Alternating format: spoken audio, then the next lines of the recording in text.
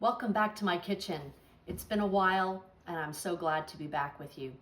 I decided today to focus on a recipe that has become a family staple at Christmas time. This is actually the third batch of this fabulous gingerbread that I am making this season. And I wanted to take you through the steps of making this because maybe you haven't used a double boiler before or even considered using one, but I wanted to demystify the process and show you that this is attainable for any level of home cook, as well as maybe it will become a tradition for your family as it has become for ours. So a double boiler is exactly what it sounds like. You have a double pan situation. The bottom pan has about an inch of water in it. The top pan, once it's placed on the bottom pan, the bottom of this top pan, boy that's confusing, does not touch the level of the water. So what this top pan will be heated by is just steam, which means that the temperature is going to be completely uniform for the items that are melting in this top pot. So once we place this together, you want to make sure that this pan does not touch the water that is inside the bottom pan. And into this top pan, we're going to place our sugars and our spices. So we have a half cup of regular granulated sugar. We have a half cup of brown sugar. We have 4 teaspoons each of ginger and cinnamon. Now for the magic, we have 1 cup of molasses. This is Grandma's brand original. The darker molasses is going to give it a much more pungent flavor. Children and even myself don't prefer that. So this is a very mild, lovely molasses, perfect for these cookies. And this really brilliant measuring cup is intended for solids that once you get it packed in, you can't tell if you have air bubbles and in a solid cup, as well as it's hard to get these stickier liquids out without making a mess. So you should probably have a spatula handy before you do that. But then scrape off, and then you have your entire 1 cup amount that you wanted. So now we're going to place this on top of the double boiler. And that is going to take probably 5 to 7 minutes. I haven't really timed it before, but I will for you, and I will report back. Once this melts together and does its magic, I will come back, I will show it to you, and I will tell you exactly how long it took. So now we have our wonderfully incorporated sugars and molasses. It began as something kind of like kinetic sand in texture, and now we have a glorious, syrupy, very smooth, glistening end product. And it took about 8 minutes. The water was not boiling when I put it on the stove yet, but from the time it began heating to completion was about 8 to 10 minutes.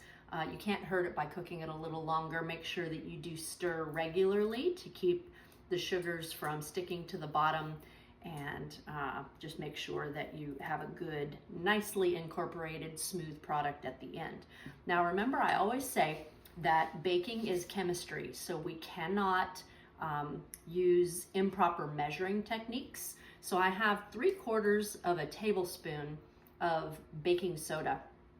And this recipe definitely shows us that baking is chemistry, because what we will do is put the baking soda into the molasses mixture, and we will see it bubble up and become lighter, much lighter in color, and its volume will pretty much double. So it's super interesting to watch.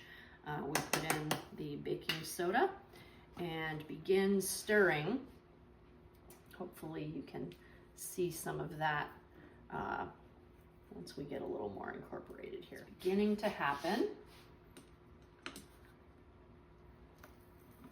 You're going to see it become much lighter, and it's hard to tell, but it's looking much more like thick pudding, and it's thickening up. You can see air bubbles forming. Make sure that you are scraping the bottom to get all of the goodness mixed in. There, hopefully you can see that nicely.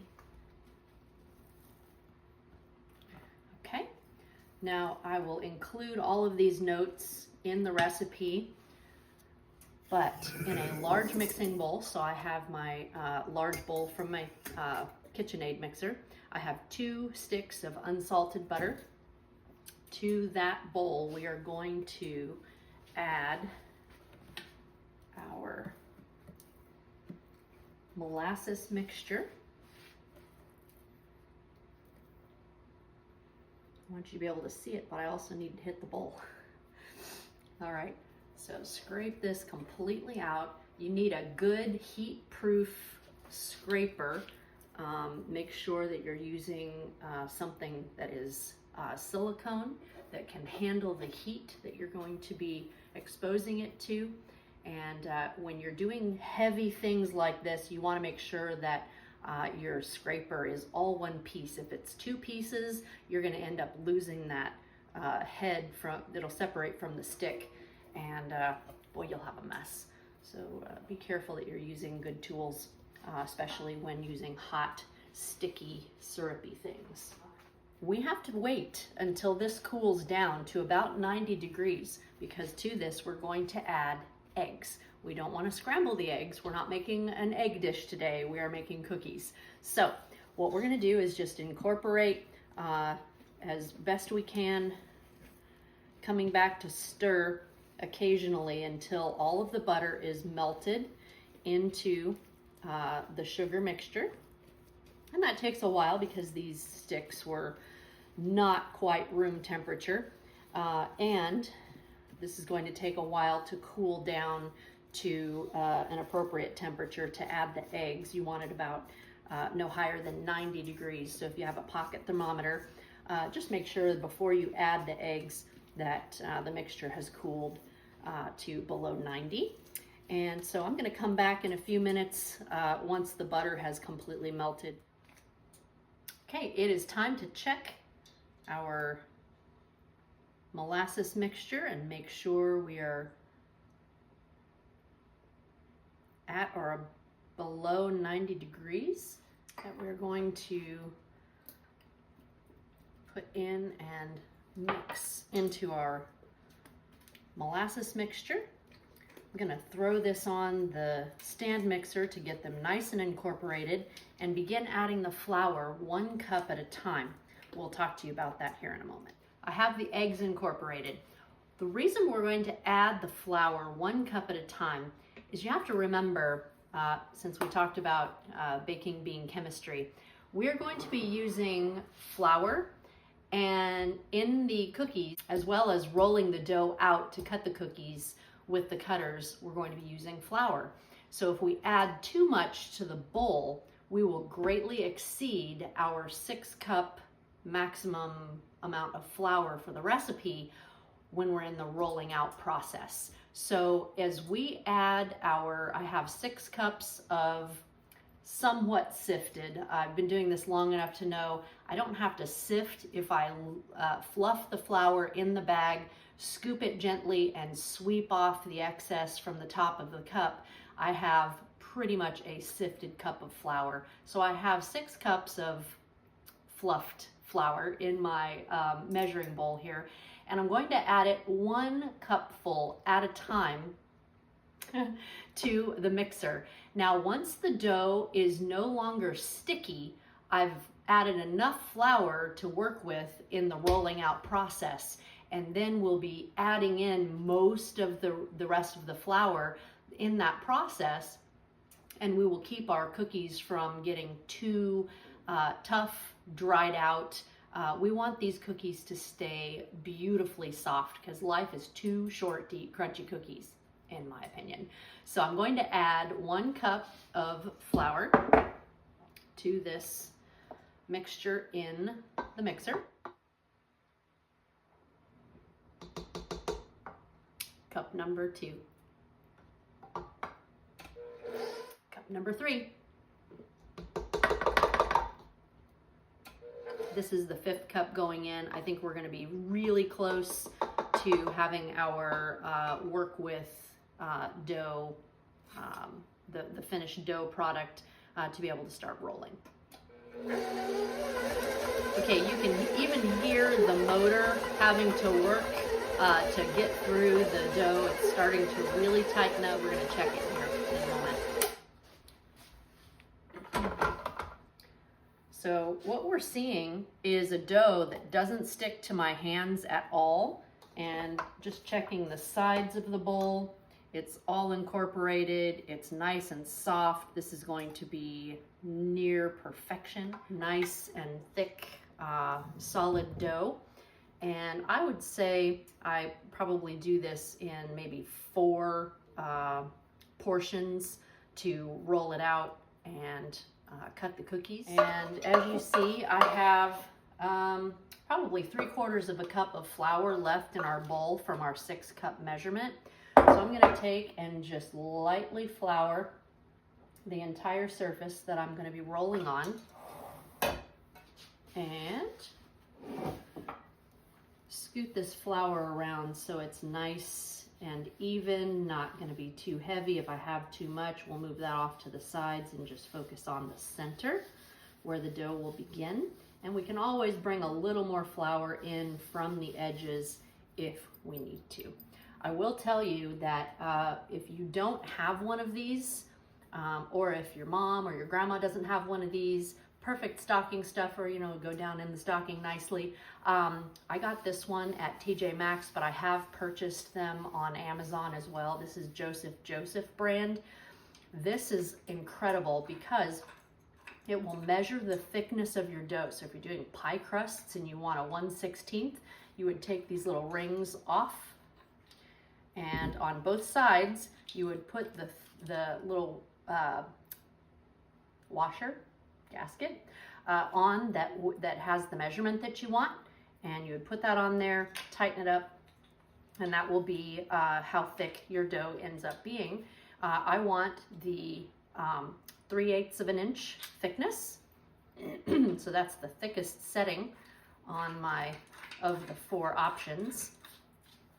10 millimeters for those of you who work in metrics, because who does that? Anyway, so I have also lightly floured the surface of my rolling pin. Just take our first chunk, technical term, of dough and flatten it out just a little bit with your hands. Make sure that you have light flour over the entire surface nicely so nothing is going to stick to the surface as you roll it. And as you see, these gaskets here at the end make sure that as you roll it out, you get exactly the same thickness all the way across your dough. I found with my grandson helping me a couple of weekends ago, he was able to roll perfectly uniform sections of dough. I was able to do other things to get these things in the oven. It made the time go so quickly because I knew I didn't have to worry about the dough being uneven and coming behind him, making sure that it was correct. So there's our first section of dough ready to be used, ready for the cutters to be used. We have some favorite cutters for Christmas, of course. Every year, the Gingerbread Boy, perennial favorite, but it's extremely large. So just understand that the fewer or the larger the cutter, the fewer cookies you're going to get.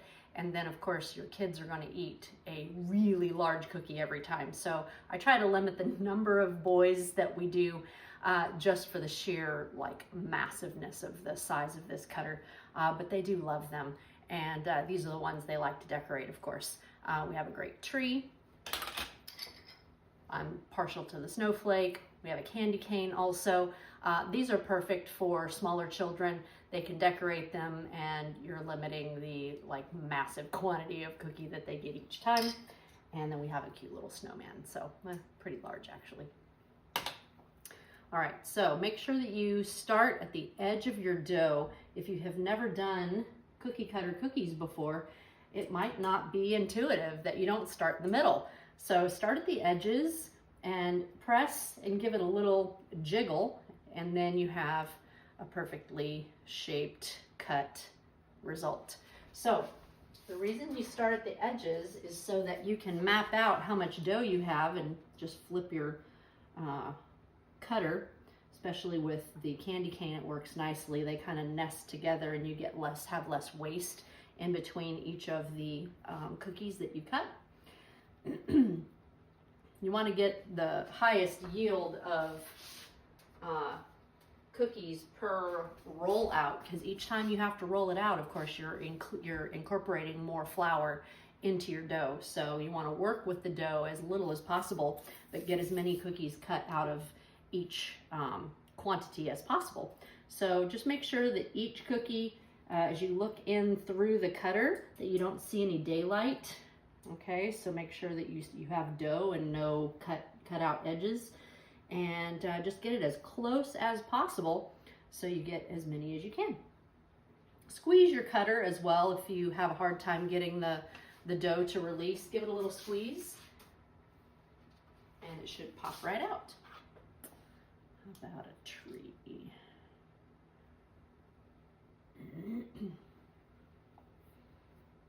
it a little jiggle, pick it up, squeeze it. Okay. Now your placement on the pan is equally important. You'll notice that I'm not crowding them, but I'm trying to maximize the space. You want to have about a finger's width or so in between each one, so that as they puff a little bit, they don't end up joining and sticking together. You want to give them their own space. See the shape that you have left and work with that. Kind of determines what cutter I use next, is how much dough do I have left, and am I going to get more of one than another. And I'm kind of letting you watch and hear my thought process, because these are the ways we learn the best, I think. Is I wouldn't think to tell you these things if I wasn't just talking as I was doing it. So thanks for bearing with me, and I hope this is helpful.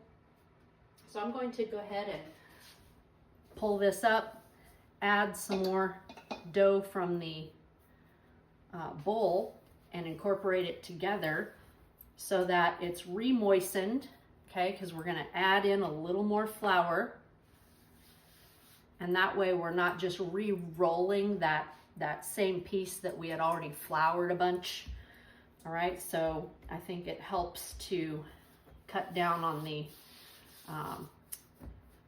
amount of flour that you use per piece of dough if you incorporate some fresh and then re-roll the whole thing. Does that make sense? I hope so. Keep rolling and cutting, and until we have the pan completely filled, then we'll pop it in the oven, get to work on the second pan, and then you'll get to see the result. Okay, there we have a complete tray of gingerbread cookies ready for the oven.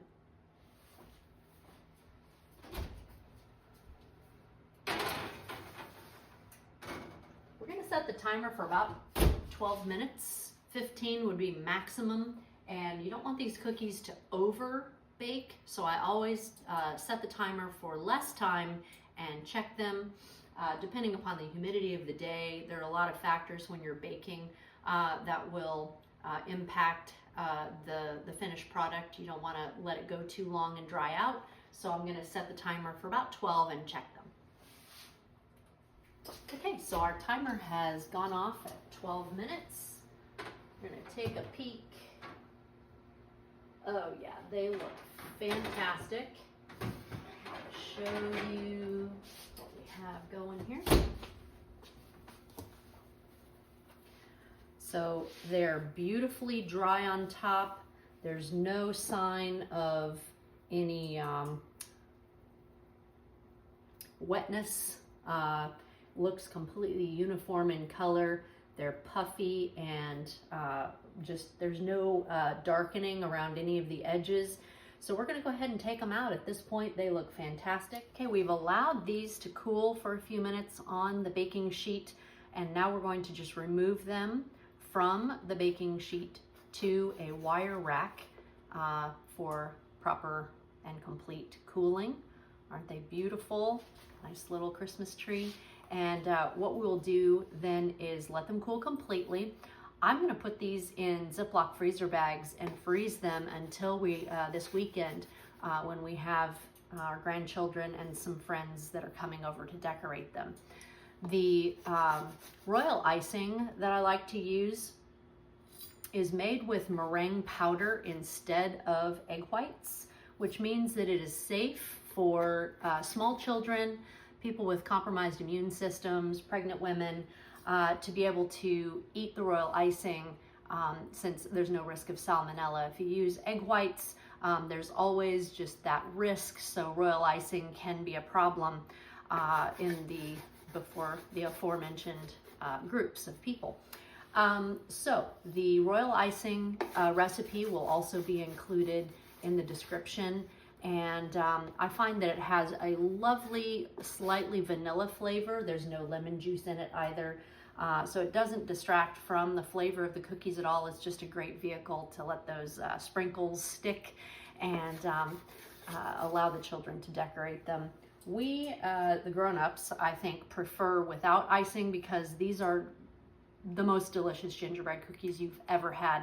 And if you've never liked gingerbread before, I'm gonna guess you're gonna like this. I've never been a real gingerbread fan because I had always had cookies, first of all, that were too crunchy for my taste and too just flavor intense. It felt like, you know, you're being hit in the face with flavor and spices and dark molasses. This light molasses and the spices are just right, and they're soft. They stay so wonderfully soft. Just keep them in an airtight container, and they'll be soft until they're gone, and trust me, that will happen quickly. I hope you enjoy them. I'm gonna eat this one right now because look at this. Beautiful, soft, wonderful. Perfect.